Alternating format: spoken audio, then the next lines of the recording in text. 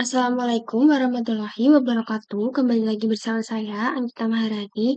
Di sini saya akan menjelaskan hasil praktikum PGPBL acara ke-11 terkait React Native, create, update, dan delete. Outline materi yang akan saya jelaskan di praktikum kali ini ada materi terkait dengan CRUD, kemudian pembuatan form input, fitur full refresh, fitur delete data, alat dan bahan, langkah kerja, dan juga hasil praktikum. Create, read, update, and delete merupakan salah satu HTTP method yang menjadi hal penting dalam mengaplikasikan React Native dengan CRUD tersebut. Get digunakan untuk membaca atau mengambil data dari server tanpa mengubahnya, sehingga cocok untuk menampilkan informasi. Post digunakan untuk mengirim data baru ke server untuk disimpan, idealnya untuk menambahkan entry baru. Patch dan put berfungsi memperbarui data yang sudah ada. Patch hanya mengubah sebagian data, sementara put mengganti seluruh data. Kemudian delete digunakan untuk menghapus data dari server berdasarkan ID atau parameter tertentu. Kombinasi metode CRUD ini berperan dalam pengelolaan data yang efisien dan sesuai kebutuhan. Selanjutnya ada pembuatan form input. Pembuatan form input ini melibatkan pengelolaan antarmuka pengguna untuk menerima input dari pengguna state untuk menyimpan data sementara dan integrasi API untuk mengirimkan data ke server. Formulir ini dirancang menggunakan komponen seperti text input untuk menerima data. Button yang ada di bawahnya untuk memproses pengiriman serta validasi input untuk memastikan data yang diinput valid sebelum dikirim. Nah, button ini tuh diberi nama yaitu button simpan untuk menyimpan data yang telah diinputkan. Kemudian data dari formulir dikirim ke API menggunakan HTTP method seperti POST dengan bantuan library seperti Fetch API. Implementasi ini memungkinkan data baru yang dimasukkan pengguna secara langsung tersimpan di backend, memberikan interaktivitas yang efisien antar aplikasi dan server. Kemudian penerapan fitur pull to refresh. Penerapan ini digunakan untuk memperbarui data secara manual dengan menarik layar ke bawah. Implementasi ini biasanya menggunakan komponen seperti flatlist atau scroll view yang dilengkapi seperti refresh control. Data diambil dari API menggunakan metode seperti get, dan fitur ini memanfaatkan state untuk mengelola status penyegaran dan data yang ditampilkan. Ketika pengguna menarik layar, fungsi penyegaran diatur untuk mengambil data terbaru dari server, sehingga memastikan bahwa informasi yang ditampilkan selalu terkini. Contohnya tuh kayak nge-reload page gitu. Kemudian fitur delete. Fitur delete ini melibatkan integrasi API untuk menghapus data pada server menggunakan HTTP method delete. Fitur ini biasanya diimplementasikan dengan menambahkan tombol aksi pada elemen data seperti tombol hapus. Ketika ditekan akan memicu permintaan delete ke endpoint API terkait. ID atau parameter unik dari data yang dihapus dikirim sebagai bagian dari URL untuk memastikan penghapusan data yang tepat. Setelah server mengonfirmasi penghapusan, data lokal diperbarui untuk mencerminkan perubahan. Seringkali dengan menyegarkan daftar data menggunakan state management, fitur ini memberikan pengguna kontrol untuk menghapus entry secara efisien dan menjaga data tetap relevan. Kemudian alat dan bahan yang digunakan selama praktikum kali ini ada Android Studio Ladybug 2024. Ini adalah alat yang digunakan untuk menjalankan programnya menggunakan emulator HP atau emulator yang ada di Android Studio itu sendiri. Kemudian GitHub itu digunakan untuk mengupload hasil project yang kita buat agar bersifat publik. Kemudian Visual Studio Code ini adalah intinya yaitu kita edit tampilan UI-nya, kemudian fungsi-fungsi dari form input, form delete, fitur delete, terus fitur pull to refresh itu berada di Visual Studio Code-nya. Kemudian tool Thunder Client. Tool Thunder Client ini berfungsi untuk memberikan metode CRUD itu agar bisa aplikasi project React Native-nya itu bisa melakukan hapus, penambahan data, update data, juga pembacaan data. Kemudian Fetch API merupakan permintaan Fetch API ini adalah API yang digunakan untuk meminta permintaan HTTP ke API atau server eksternal. Kemudian JSON server.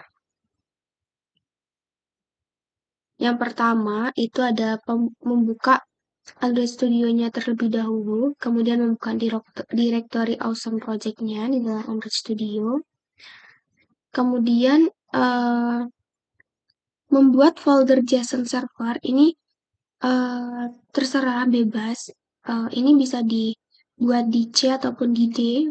Kemudian memasang JSON server. Nah, setelah kita membuat folder JSON server ini, kemudian kita buka di Android Studio, di Visual Studio.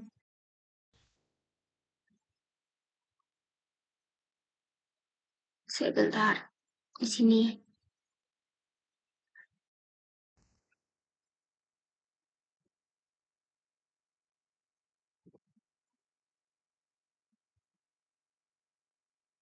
Nah, kita buka di dalam Visual Studio-nya, kemudian kita beralih ke terminal untuk memasang ini JSON server dengan perintah npm install JSON server. Nah, karena saya telah menginstalnya, jadi tidak perlu menginstal kembali. Di sini contohnya gini, npm install JSON server.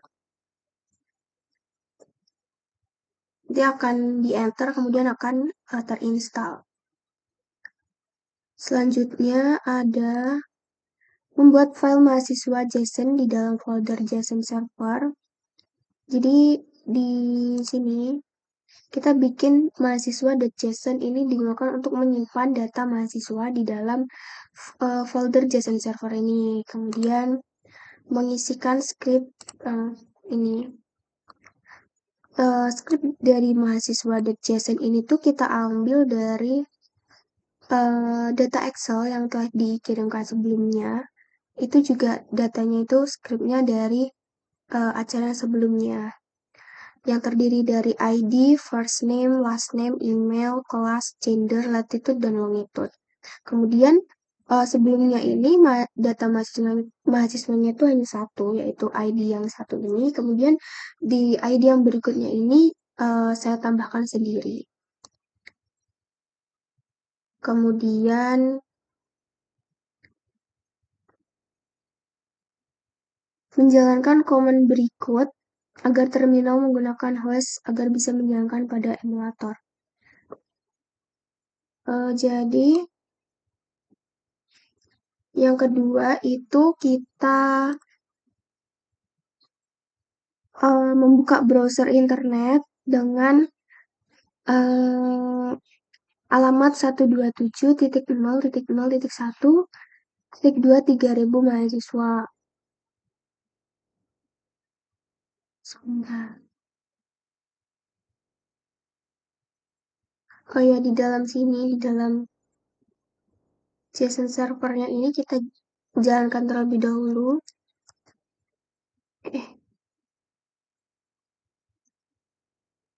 Sini. JSON server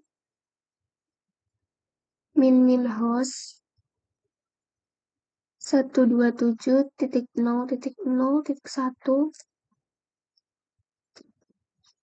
mahasiswa.json. Nah, ini tuh alamat yang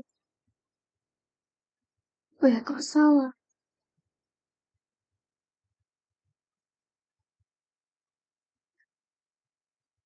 Oh, salah. Tik.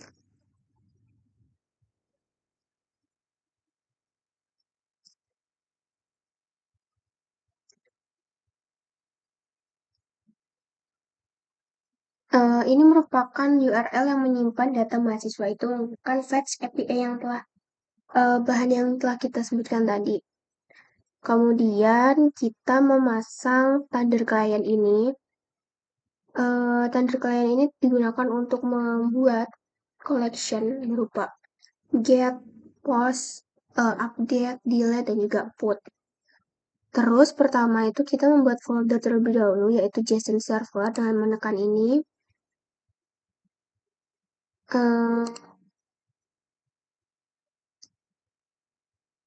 New collection di dalam folder new collection itu bernama JSON server. Kemudian di dalam JSON server ini kita membuat folder yaitu mahasiswa. Kemudian di dalam folder mahasiswa itu kita membuat new request. Pertama itu kita membuat get data mahasiswa. Get data mahasiswa ini menggunakan metode get. Kemudian kita kirimkan link yang tadi yaitu 127 itu untuk menampilkan data dari mahasiswa itu di dalam respons. Apabila nanti link ini tidak sesuai atau salah ketik, itu nanti responnya itu tidak terlihat di dalam sini. Kemudian kita juga membuat new request tambah mahasiswa. Tambah mahasiswa ini ada ada satu cara yaitu dengan menggunakan post. Pengirimannya linknya itu juga sama dengan klik send. Nah, kemudian, tadi kan saya mengetikkan ini, ID 5 Abiseva Garvi Kandra. Nah, ini ketika nanti saya send tadi, di sini outputnya akan muncul penambahan ID dengan nomor 5, first name Abiseva Garvi.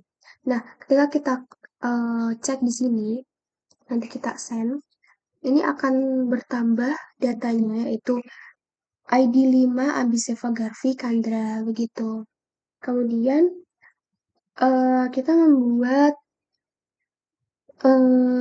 update mahasiswa dan di sini ada dua cara yaitu dengan cara put dan juga patch. Put itu mengupdate semua data, sementara kalau patch itu bisa mengedit hanya beberapa data saja, begitu. Misalnya ini yang ID 5 ini ketika diganti menjadi kelas A, gender female, nanti yang ID 5 ini tuh nama, first name, last name itu akan berubah, akan terhapus dan terganti menjadi kelas A ini. Nih, kita lihat. Nah, ID 5 yang telah saya tambahkan tadi, yaitu Abiselva itu, terganti menjadi kelas hanya menjadi kelas, gender, dan juga ID, karena telah diganti menggunakan update, yaitu menggunakan metode put. Sementara patch itu hanya bisa mengganti beberapa bagian saja. Misal kita ganti ID-nya, yang ID-nya B08D, itu kita ganti menjadi Araceli Selin. Nah, ini. Nah, sebenarnya misalnya namanya langsung jadi biar. Nah, di sini akan terganti kelasnya itu B. Jadi yang digantikan tuh hanya kelasnya aja, tapi yang first name, last name, emailnya itu nggak terganti, nggak berubah gitu. Selanjutnya kita mau membuat metode delete dengan metode delete dan ini mengirimkan linknya seperti biasa. Nah, ketika nanti saya ingin menghapus, misalnya menghapus Araceli Siana ini, Selen ini,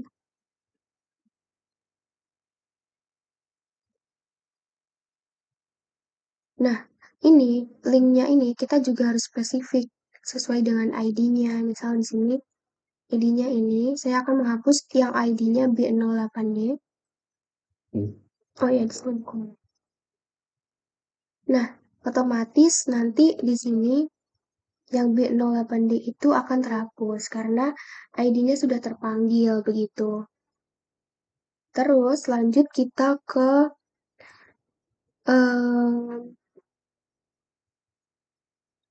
kembali ke dalam folder Awesome Project. Nah, di sini kita membuat file yaitu berupa create_data.js.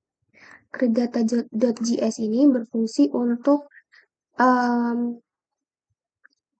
membuat form input mahasiswa, kemudian menambahkan script di dalam create_data.js ini untuk melakukan pengisian data mahasiswa baru dengan kolom nama depan, nama belakang, nama depan, nama belakang, kelas, gender, dan juga email. Kemudian nanti akan disimpan melalui tombol simpan.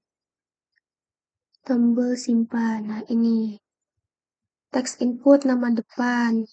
Kemudian ada buttonnya yaitu dengan judul simpan. Selanjutnya kita juga menambahkan beberapa fungsi di dalam file data file create_data.js. Di sini const first name, last name, kelas, gender, dan juga email. Ini digunakan untuk menangani data input dari pengguna dan mengelola state untuk membuat data baru. Jadi ketika nanti si mahasiswa itu mengisikan nama depan, pokoknya mengisikan data baru, kemudian nanti akan diolah melalui fetch API ini, melalui JSON URL ini. Nah, JSON URL ini disesuaikan dengan URL yang kita gunakan. Misalnya, ketika saya menjalankan emulatornya itu menggunakan handphone, maka JSON URL-nya ini disamakan dengan API WiFi kita gitu. Apabila menggunakan emulator di Android Studio, maka API-nya itu disesuaikan dengan laptop hotspot laptop yang kita gunakan gitu. Agar data mahasiswa itu tersimpan di dalam Thunder Client ini nanti. Selanjutnya, mengimport pustaka ini React Native juga save area ini di dalam file create_data.js. Kemudian kita juga membuat file yaitu bernama crud_mahasiswa_nav.js. Nah, pertama kita membuat komponen create data ini. Create data ini kita import dalam crud mahasiswa melalui file yang kita buat tadi dari create data ini. Kemudian kita juga menambahkan style di dalam create_data.js. Sini. Style ini tuh digunakan untuk menyediakan gaya styling untuk komponen dalam aplikasi React Native ini. Jadi ada title-nya yaitu title tambah mahasiswa. Di sini kita atur misal color-nya, terus background color-nya, terus font size-nya begitu. Kemudian ada pengaturan padding juga dan juga margin bottom. Kemudian ada pengaturan input datanya itu menggunakan background color sekian dengan border sekian, border color sekian, dan juga ada pengaturan button simpan itu dengan margin vertikalnya 10. Kemudian selanjutnya kita beralih ke dalam ini dan alert data tersimpan ini untuk memproses respon dari sebuah fetch yang kita kirim tadi yang apabila mahasiswa itu menambahkan data baru kemudian diproses menggunakan fetch API ini, kemudian ketika diklik tombol simpan itu akan ada respon yaitu data tersimpan, sehingga button itu tuh nanti akan mengonversi menjadi format JSON yang tersimpan di dalam Thunder Client. Kemudian kita juga membuat list data.js. List data.js ini pertama kita import komponen React Native terlebih dahulu. Di sini from React. Kemudian font awesome serta icon yang digunakan. Font awesome dan juga iconnya ini. Kemudian menambahkan script const list data. Ini di bawahnya. Script ini tuh digunakan untuk menampilkan data dari URL yang telah dikirimkan melalui fetch API masing-masing data. Kemudian menambahkan script use effect ini di bawahnya. Ini adalah skrip untuk pengambilan data dari API menggunakan URL yang disimpan dalam variabel JSON URL. Jadi, use effect ini mengambil data dari API yang telah dikirimkan melalui fetch API masing-masing.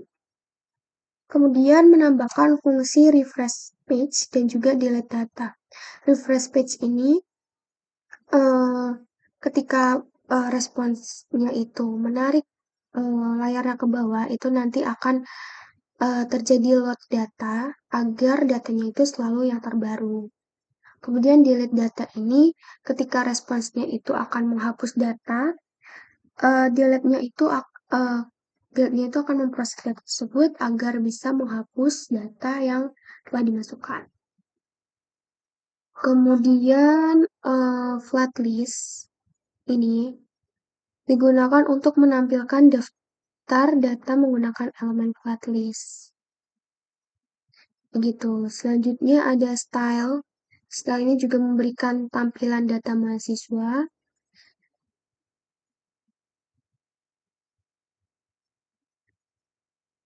Selanjutnya, di dalam CRUD mahasiswa ini kita panggil data list datanya itu di sini, data mahasiswa screen. Nah, itu kita panggil dengan nama mahasiswa. Selanjutnya, kita menjalankan hasil projectnya ini di dalam emulator HP. Pertama, kita input nama depannya itu Kayla Revina.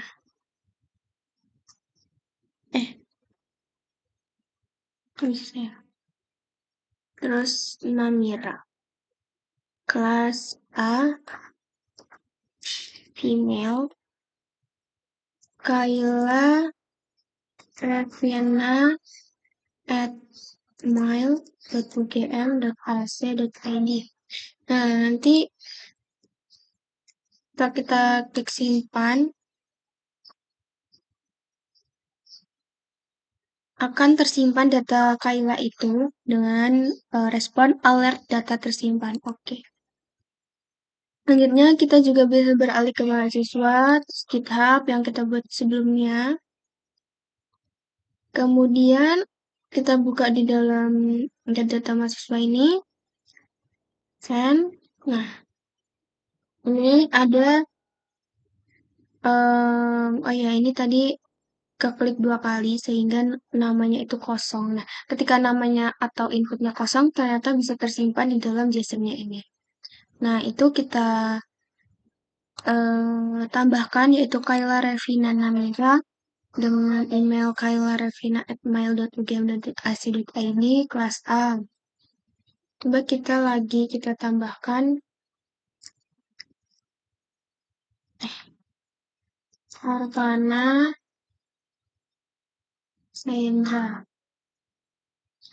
Sayendra kelas B. Mail Arkana Sayendra mail.ugm.ac.id. Kita simpan, nanti akan data tersimpan. Dan di dalam sini juga akan muncul Arkana Sayendra @mail.ugm.ac.id. Begitu.